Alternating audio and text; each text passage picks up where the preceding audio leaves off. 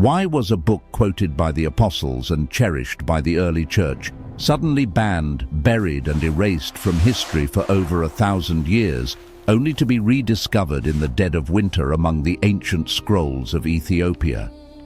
The Book of Enoch does not just tell a story, it exposes the forbidden blueprint of our reality, detailing the precise names of the fallen angels who taught humanity the arts of war and sorcery, and describing the terrifying genetic manipulation that created the Nephilim giants who nearly extinguished the human race.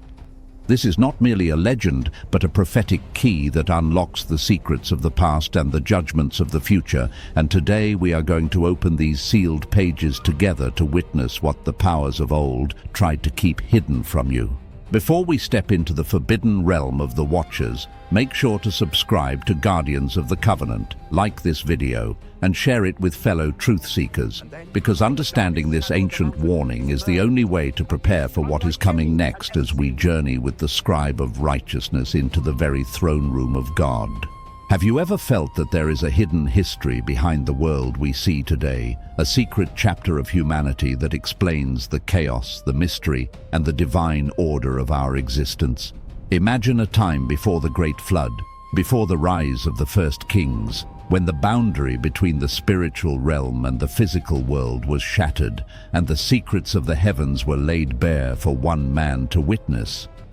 This is not merely a legend from the dust of antiquity. It is the explosive, suppressed truth of the Book of Enoch, a text that uncovers the terrifying rebellion of angels, the birth of monsters, and the ultimate judgment that awaits the wicked.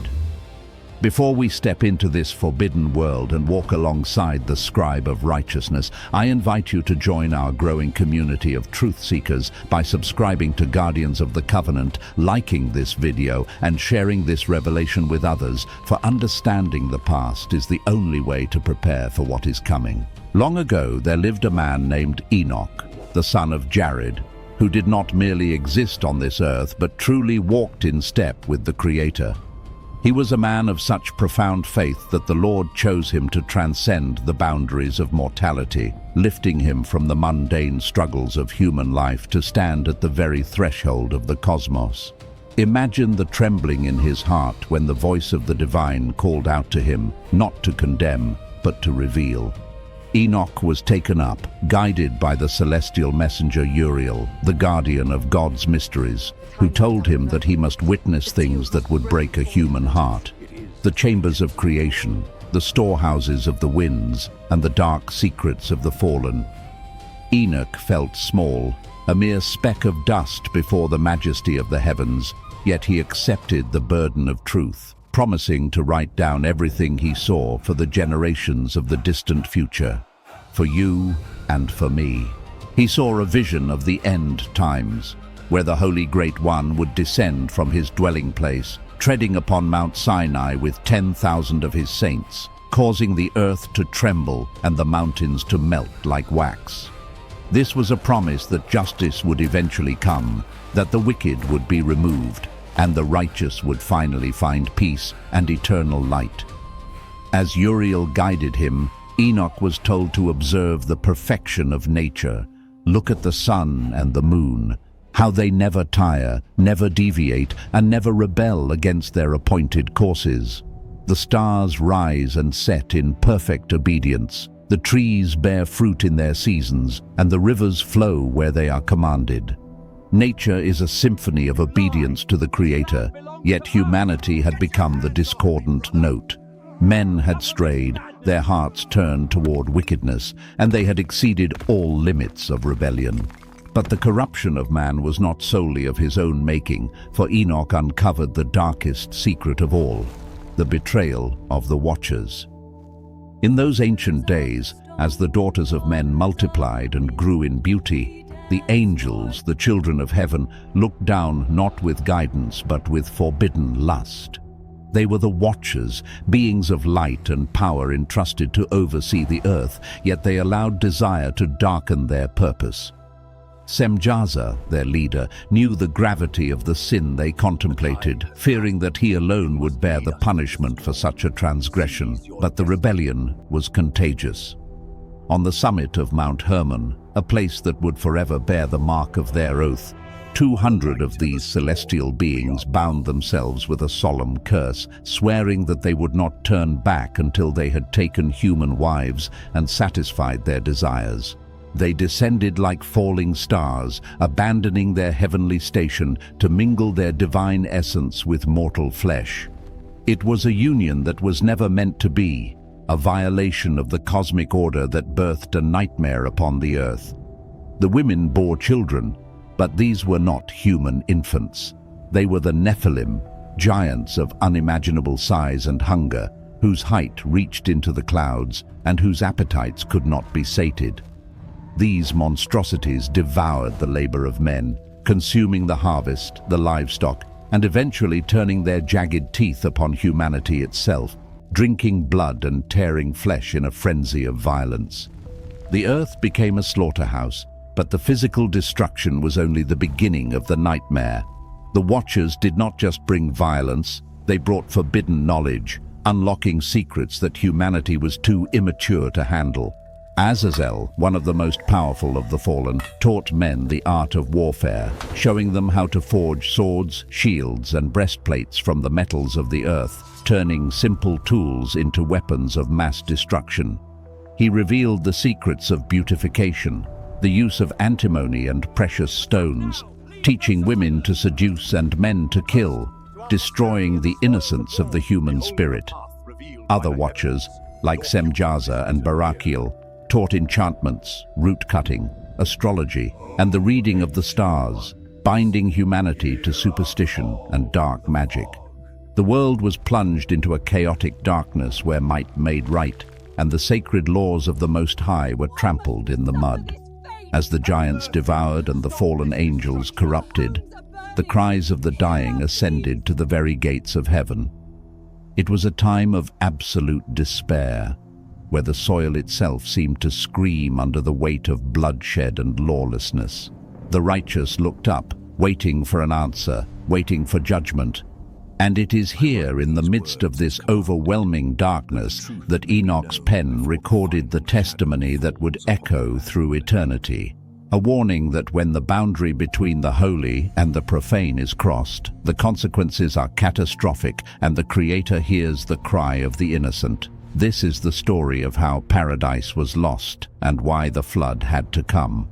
From the heights of the celestial sanctuary, the four great archangels, Michael, Uriel, Raphael, and Gabriel, looked down upon the world and witnessed a sight of absolute horror, for the earth was drowning in blood, and the cries of the dying had become a deafening roar that shook the very foundations of the firmament. They saw the lawlessness wrought by the fallen Watchers and the devastation caused by their monstrous children, the Nephilim, and realized that the earth itself was crying out for justice, a desperate lamentation ascending to the gates of heaven like smoke from a burning city. The Holy Ones, unable to bear the silence any longer, approached the throne of glory and laid the case of humanity before the Most High, declaring that He is the King of Kings whose throne endures for all generations and that nothing is hidden from His sight. They pleaded, pointing to the corruption of Azazel, who had taught mankind the secrets of war and injustice, and to Semjaza, who had abandoned his authority to defile himself with women, birthing a race of giants that had turned the world into a graveyard. The souls of the dead were screaming from the dust, unable to find rest because of the evil that stalked the land, and the angels asked the Lord why He had tolerated such darkness and what must be done to stop it. Then the great and holy one, the Lord of spirits, rose to speak, and His judgment was swift and terrible, setting in motion the events that would cleanse the cosmos. First, He dispatched Uriel to Noah, the son of Lamech, with a message of life amidst the coming death, commanding him to hide himself and revealing the terrifying secret that the entire earth would soon perish in a deluge, but that through him, the seed of life would be preserved for future generations. To Raphael, the healer, the Lord gave a command of binding judgment. He was to take Azazel, the primary architect of humanity's corruption, bind him hand and foot, and cast him into the darkness of the desert in Dudael, burying him under rough and jagged rocks so that he would never again see the light of day until the great day of burning judgment. The Lord then commanded Gabriel to turn the weapon of the enemy against itself. He was to incite the children of the Watchers, the bastard giants, against one another, so that they would perish by their own hands in a fratricidal war, destroying themselves in battle while their fathers watched in helpless agony. For although they hoped to live for 500 years, their lives would be cut short. To Michael, the protector, the command was given to seize Semjaza and his associates, those who had defiled themselves with women, and bind them for 70 generations in the valleys of the earth, imprisoning them until the day of their final consummation, when they would be led into the abyss of fire and torment forever. The Lord promised that once this evil was purged, the earth would be healed, the plant of righteousness would appear, and truth would flourish once more. The righteous would escape and multiply, living in peace until old age, and the earth would be cultivated in joy, with every seed producing 1,000-fold, and the vine yielding abundance, marking the end of oppression and the dawn of a new era of justice. In those tumultuous days, Enoch was taken from among the children of men and led by angels to a remote place where he was given a mission that defied all understanding. He, a mortal man, was told to go and rebuke the immortal Watchers who had abandoned heaven. Enoch traveled to the place called Abel Main, between Lebanon and Senia, where the fallen angels were gathered, weeping and covering their faces in deep shame for what they had done. When Enoch delivered the message of righteousness, terror seized them, and they trembled before him, begging the scribe to write a petition on their behalf, a prayer for forgiveness that he might carry up to the God they could no longer face. Enoch, moved by their desperation, wrote down their plea and ascended once more into the heavens, passing through the outer gates until he reached the wall of fire and the house of crystals. There, trembling and falling on his face, he presented the petition of the fallen angels before the great glory, whose gown shone brighter than the sun and whiter than snow. But the answer from the throne was shattering and final. The Most High spoke to Enoch, telling him to return to the Watchers with a verdict of condemnation. They who were spiritual and holy, living eternal life without death, had chosen to defile themselves with the flesh and blood of mortals, an act for which there was no need, for marriage was ordained only for dying men. Because they had rejected their high estate to embrace the lusts of the earth and revealed secrets that brought destruction, there would be no peace for them, and their petition was rejected. They would watch the destruction of their beloved sons, the giants, and then be bound in darkness, for they had traded their eternal birthright for a fleeting moment of sin, and the judgment of the Lord of Spirits was irreversible. Before we descend with Enoch into the terrifying abyss of the fallen and ascend to the glorious heights of the eternal throne, I ask you to stand with us as we uncover these ancient truths by subscribing to Guardians of the Covenant, liking this video, and sharing it to help wake the world to the history that has been hidden for too long. After receiving the devastating verdict from the throne of glory, Enoch returned to the gathered Watchers, who waited in trembling silence, hoping for a word of mercy. But the scribe of righteousness could offer them no comfort, only the crushing weight of divine justice. He looked into the faces of these once majestic beings and told them that there was no possibility of intercession, no path to redemption, and no forgiveness for the sin they had committed, for they had knowingly abandoned their heavenly estate to corrupt the lineage of mankind. The Most High had declared that while their monstrous children, the Nephilim, would be physically destroyed by the sword and the flood, their death would not be the end of their terror, but rather a transformation into something far more insidious. God revealed to Enoch a mystery that explains the spiritual warfare we face even today. The spirits of the giants, born of the unholy union between immortal spirit and mortal flesh, would not perish with their bodies. Instead, when the physical form of the giant dies, the evil spirit bursts forth, invisible and tormented, to roam the earth as a malevolent force. These are the demons that plague humanity, spirits that do not eat or drink but are driven by an insatiable hunger to harm, destroy, attack and deceive, rising up against the sons and daughters of men until the day of final consummation. Having delivered this harrowing message, Enoch was then swept away by the angels, taken on a visionary journey that transcended the boundaries of the physical universe to witness the machinery of God's judgment and the splendor of his reward. He was carried to the very edge of the heavens, a place of chaos and terror where the foundations of the earth were laid, and there he saw a prison of unimaginable horror, a chaotic abyss filled with columns of fire that descended endlessly, having no firmament above and no solid ground below, a void of silence and burning wrath.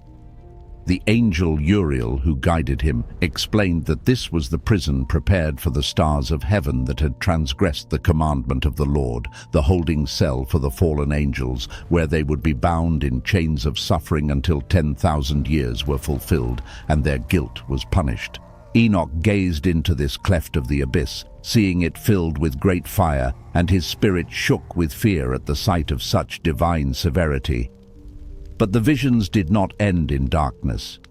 He was lifted higher, away from the stench of sulfur and into the presence of the divine, traveling to a mountain whose summit reached into the heavens like a crystal throne.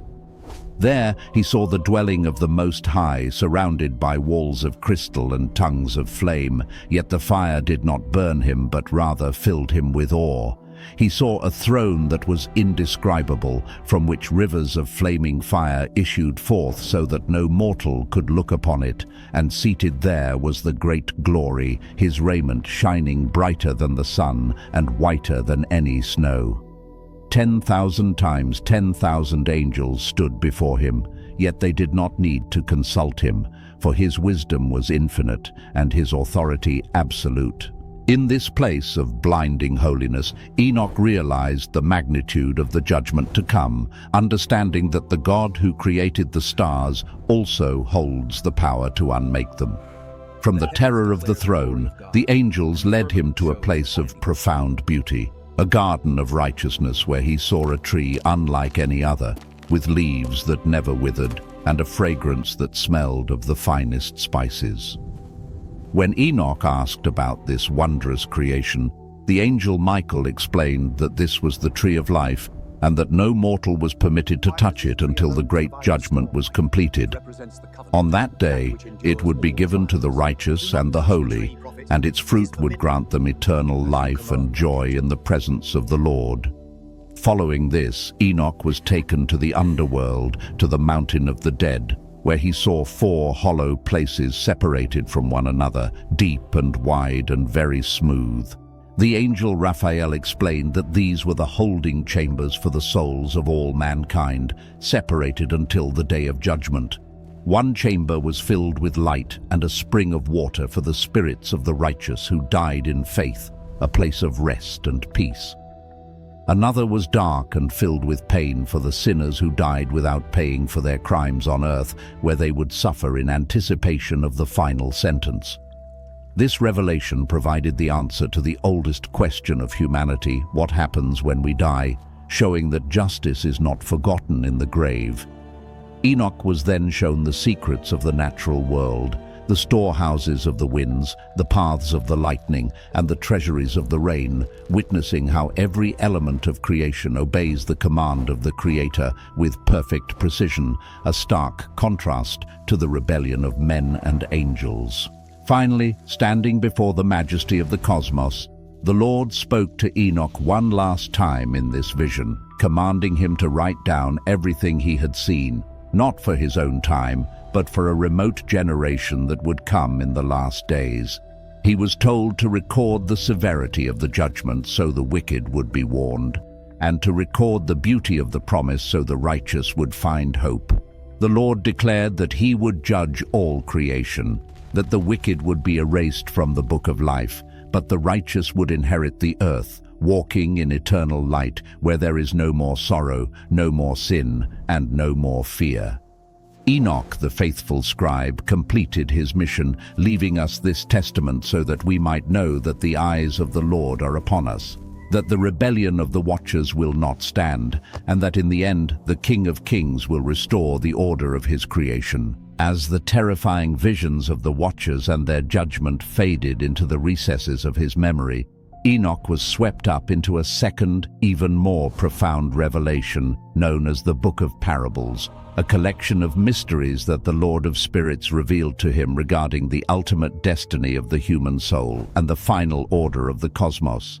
This was not merely a vision of the past, but a prophetic blueprint of the future, given so that Enoch might stand as a witness to the generations of the end times. In this second vision, the eternal King opened the eyes of the scribe to see the dwelling places prepared for the righteous, a sight so beautiful that it caused his spirit to soar. He saw the homes of the holy ones resting beneath the wings of the Lord of Spirits, where the chosen invoke his name and righteousness flows like water, and mercy like dew upon the earth. The contrast was stark and terrifying, for he also witnessed the fate of the sinners, those who denied the name of the Lord of Spirits and oppressed his children. They were cast out, expelled from the solid ground, and driven into a darkness that has no end, where their shame would be their only companion and rest would forever elude them.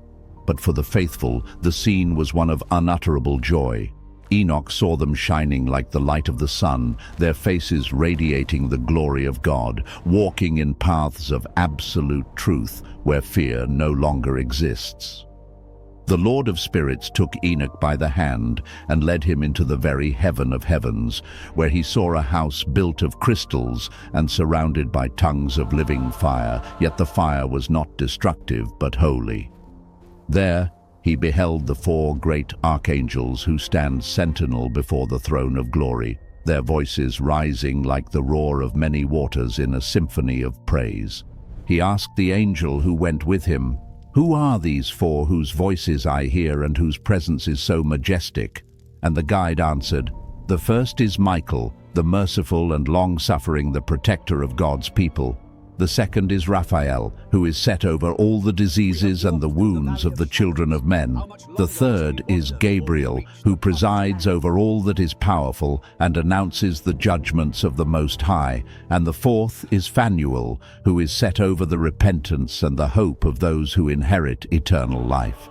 Together they sang, "Holy, holy, holy is the Lord of Spirits," and the sound of their worship filled the entire universe with glory. From this throne room, Enoch was shown the intricate machinery of the cosmos, the secrets of the lightning and the thunder, the storehouses of the winds, and the precise orbits of the sun and the moon.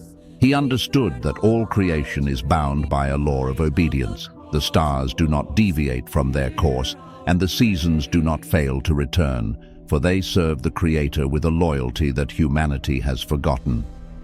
Enoch saw a tragic vision of wisdom herself, personified as a wanderer descending from heaven to find a dwelling place among the children of men, but she found no room, no heart willing to receive her, and so wisdom returned to her place among the angels, leaving mankind to be consumed by folly and wickedness. But the most significant revelation, the mystery that defines the hope of the righteous, was yet to come. Enoch looked and saw a throne of glory, high and majestic, and seated upon it was one whose face flashed like lightning and whose clothing was whiter than snow. This was the Son of Man. Enoch asked, "Who is this, and why does he go with the head of days?" The angel answered, "This is the Son of Man who has righteousness, with whom righteousness dwells, and who reveals all the treasures of that which is hidden, because the Lord of Spirits has chosen him."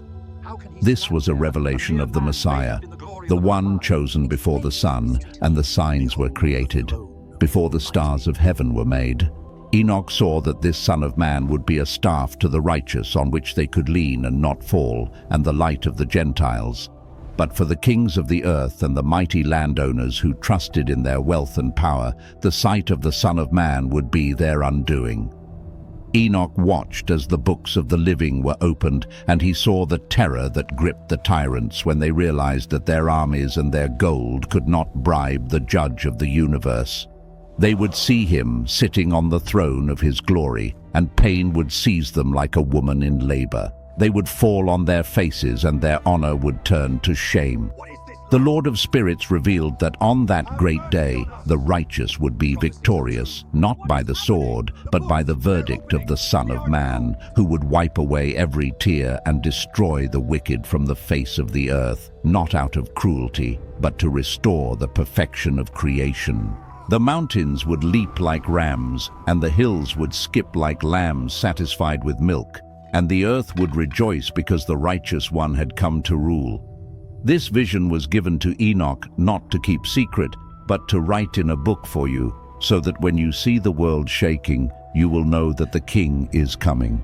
As the visions of the second parable faded, Enoch was immediately immersed in the third and final parable, a revelation that unveiled the ultimate establishment of the kingdom of God and the restoration of a broken world.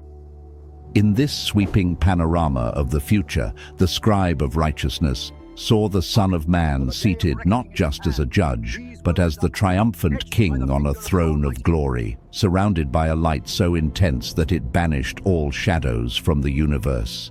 The hosts of heaven, the seraphim, cherubim, and ophanim encircled him, filling the cosmos with the vibration of their praise, yet the focus of this vision was on the earth below. Enoch watched as the Son of Man extended his hand, and a wave of renewal swept across the planet. Everything that had been corrupted by the fallen watchers, every scar left by the violence of the Nephilim, and every stain of human sin was washed away. The righteous, who had walked in the darkness of persecution, now walked in the blinding light of his presence, and the earth, once a graveyard of empires, was transformed into a garden of peace where evil could find no foothold. But before this paradise could be fully realized, the final act of justice had to be executed. Enoch saw the kings of the earth and the mighty rulers who had oppressed the poor and trusted in their armies brought before the throne. The heavenly books were opened, and the record of their secret deeds was read aloud. There was no place to hide, no lawyer to argue their case, and no bribe that could buy their freedom. They fell to their knees, not out of reverence, but out of a terrifying realization that the God they had mocked was now their judge. They cried out for mercy, begging for just a moment of respite. But the Son of Man looked upon them with eyes of fire and declared that their time had passed. They had known the truth but chose the path of wickedness, and now they would inherit the darkness they had loved. They were cast out, taken by the angels of punishment to the eternal abyss where the worm does not die and the fire is not quenched, a place of spiritual isolation where they would contemplate their rebellion forever. Following the removal of the wicked, Enoch witnessed the magnificent renewal of the natural world. The mountains which had been barren were covered in lush greenery. The valleys sang with the sound of rushing water, and the trees of the earth, which had groaned under the weight of pollution, now bore fruit in abundance. The righteous inherited the land, living without fear of war, disease, or death, their faces shining like the sun because the glory of the Lord was in their midst. The Son of Man walked among them, no longer distant but intimate, ruling with a wisdom that brought perfect harmony to society. The angels turned to Enoch and explained that this was the inheritance prepared from the foundation of the world, a state of existence where death is swallowed up in victory. Yet the vision was not complete without the final sentencing of the architects of chaos. Enoch saw the fallen watchers, the once holy angels who had betrayed their station, brought forward in chains of darkness. Their arrogance was gone, replaced by a terror that shook their very forms. The Son of Man pronounced their doom, declaring that because they had corrupted the image of God and led humanity astray, they would be removed from creation, cast into the burning abyss along with the disembodied spirits of their monstrous children, the Nephilim. With evil finally purged, the universe erupted in a song of victory. Every knee bowed and every tongue confessed the lordship of the King. the Lord of Spirits spoke to Enoch, commanding him to write this down as a promise. Let the righteous live in hope, for the day of salvation is near. As this majestic vision of history concluded, the scene shifted dramatically. Enoch was not allowed to rest, for the angel Uriel, the guide of the luminaries, took him by the hand to show him that the God of judgment is also the God of order. This marked the beginning of the astronomical book. Enoch was lifted up to the firmament to behold the secrets of the physical heavens, the machinery that drives the universe. Uriel showed him the movements of the sun, explaining that this great luminary is not a god to be worshipped, but a servant of the Most High, rising through the eastern portals and setting in the western portals with mathematical precision. Enoch saw the 6 gates of heaven through which the sun travels to mark the changing seasons, understanding that the length of days and the heat of summer are all governed by a divine decree that never changes. He watched the moon, observing her waxing and waning, realizing that even in the night, God has established a light to guide mankind.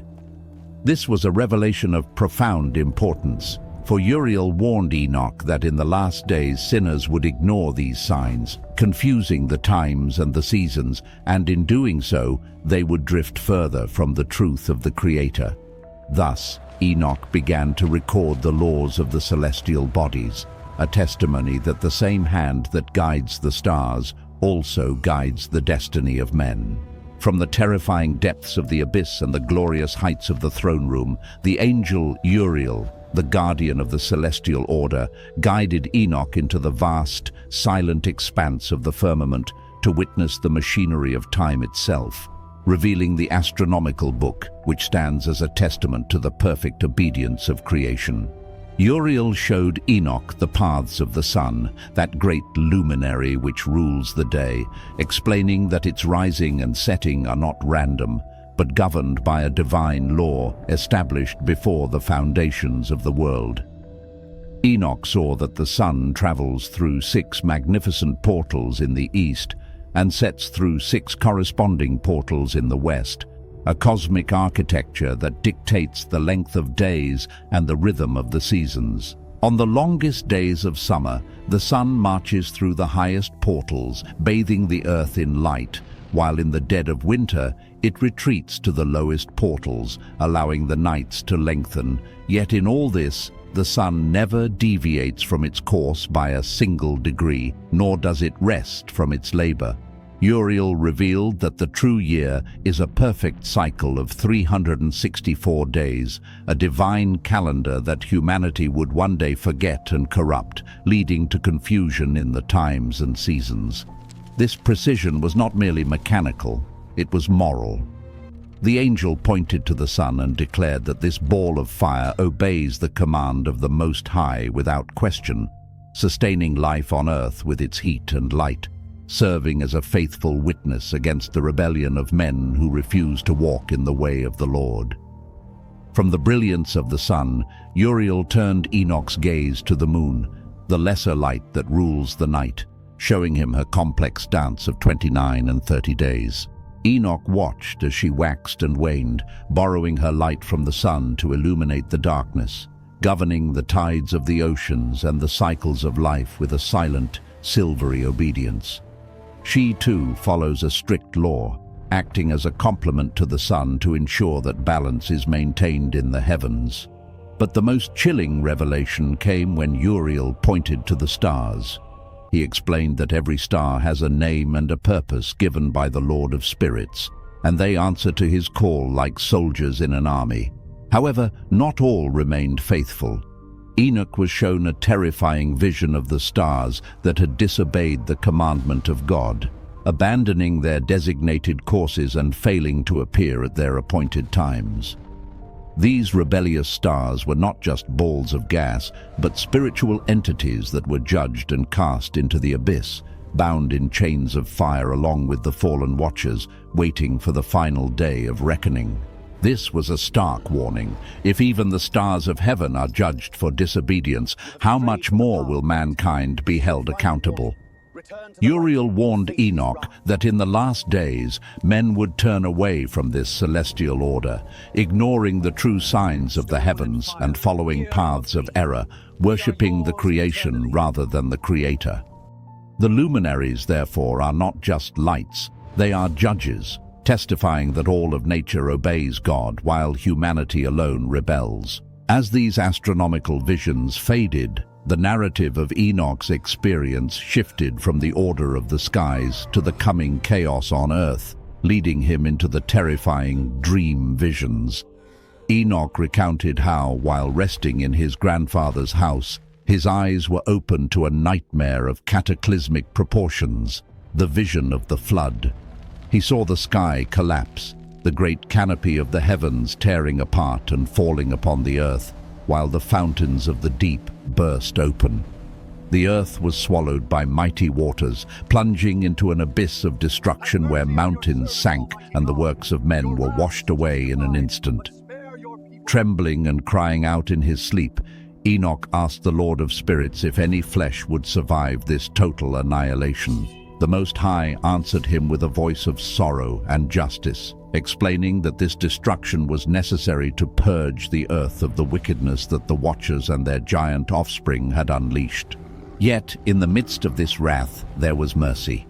God promised that he would preserve a remnant, raising up a man from Enoch's own lineage, Noah, who would build a vessel of salvation to carry the seed of life through the storm.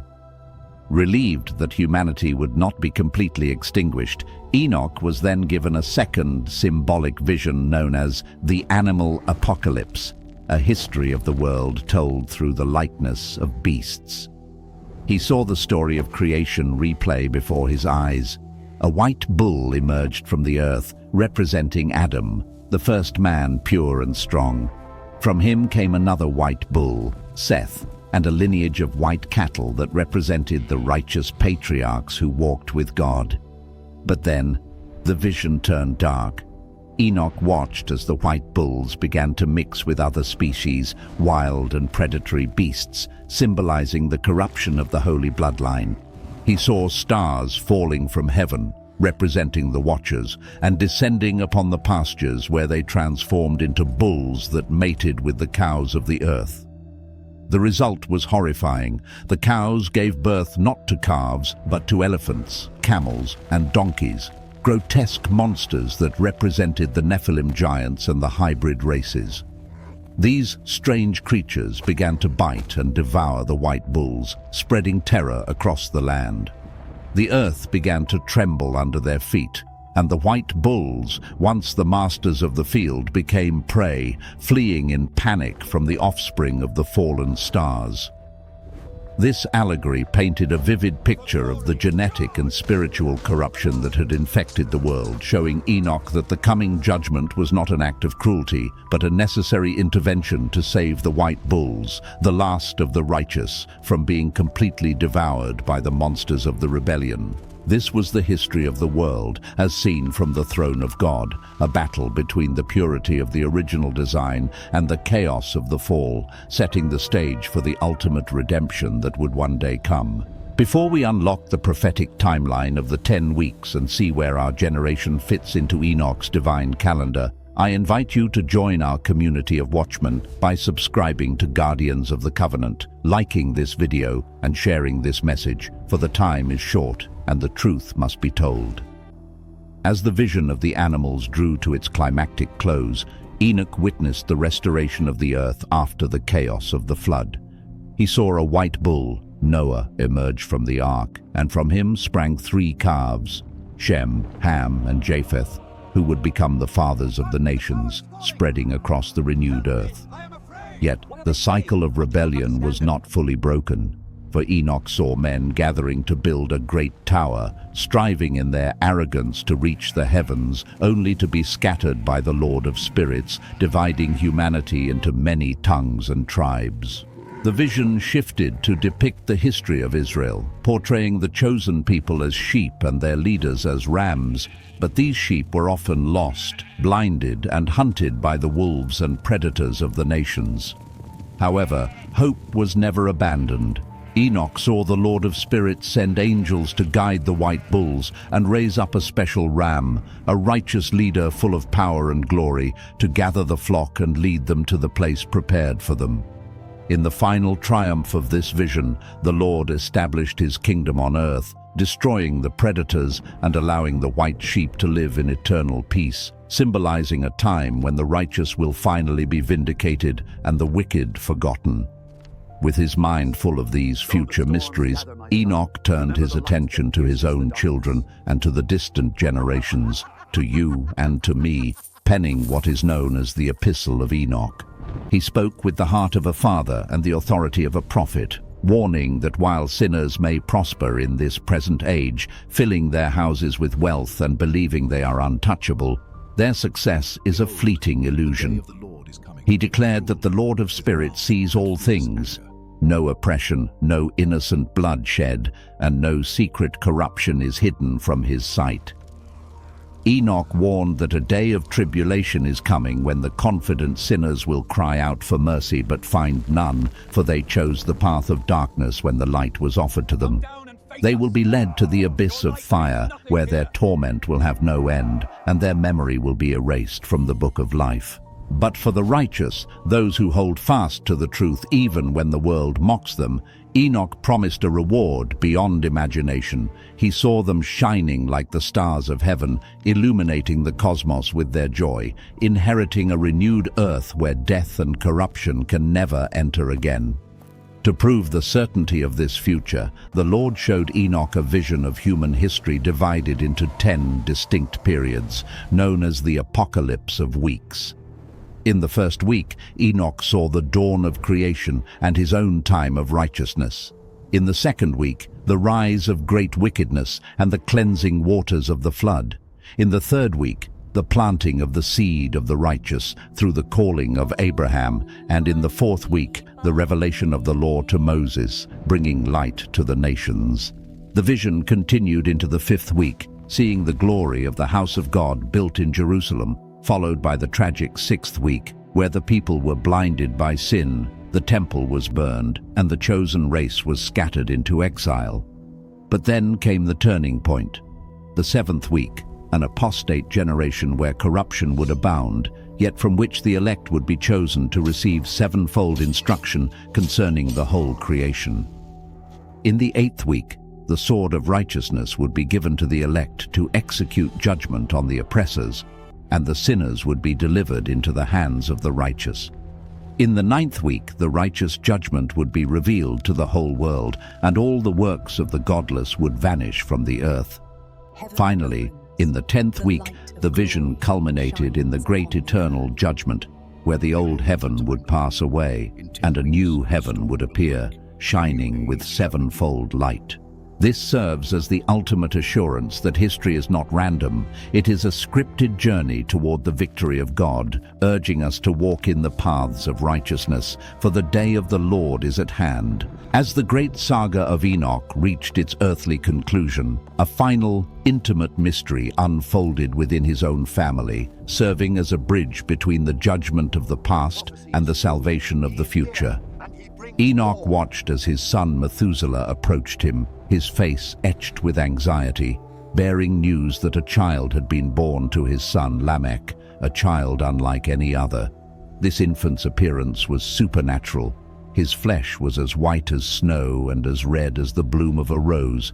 His hair was as white as pure wool, and when he opened his eyes, they shone with such intensity that they illuminated the entire house like the rays of the sun.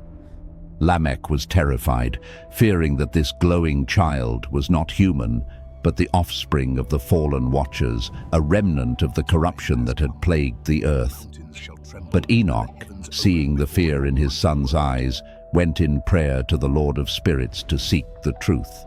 The Most High answered him, revealing that this child was not a monster, but a miracle. His name would be Noah, and he was chosen to be the remnant of righteousness. The Lord declared that he was preparing to send a catastrophic flood to wash away the corruption of the earth. But through Noah and his seed, humanity would be restored. Armed with this divine assurance, Enoch returned to Methuselah with a message of hope. Take care of this child, for he is the savior of future generations." With his final earthly mission complete, Enoch gathered his children for a last farewell, imparting to them the ultimate wisdom he had gained from his journeys beyond the stars. He painted a stark contrast between the two destinies that await every soul. He spoke with sorrow of the sinners, warning that those who trust in their wealth and rebel against the Creator will find no help on the day of judgment. Their memory will be erased from the book of life, and they will join the fallen angels in the abyss of fire. But his voice swelled with joy as he described the fate of the righteous.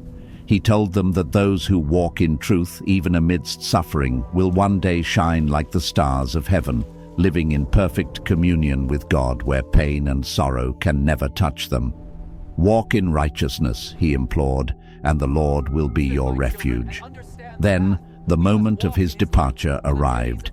Enoch was not claimed by death like other men. Instead, the Lord of Spirits called him, and he was lifted up by the angels, watching the earth fade beneath him as he ascended into the eternal glory of the Most High, leaving behind a legacy that would echo through the ages.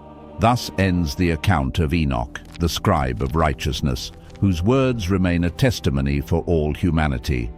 This text, known today as the Book of Enoch, is classified as apocrypha, a Greek word meaning hidden or secret. While it is not included in the standard canon of most modern Bibles, it was cherished by the early believers and quoted by the apostles, offering a profound window into the ancient understanding of angels, demons, and the coming Messiah. It challenges us to look beyond the material world and remember that there is a divine order to the universe, a justice that will not fail, and a hope that is eternal. Thank you for taking this journey through the mysteries of the ancients with us. If you have been moved by this story and want to continue exploring the lost histories and prophetic truths of the Bible, please support our mission by subscribing to Guardians of the Covenant, liking this video, and turning on the notification bell so you never miss an update. May the Lord bless you and keep you as you walk in His light. Amen.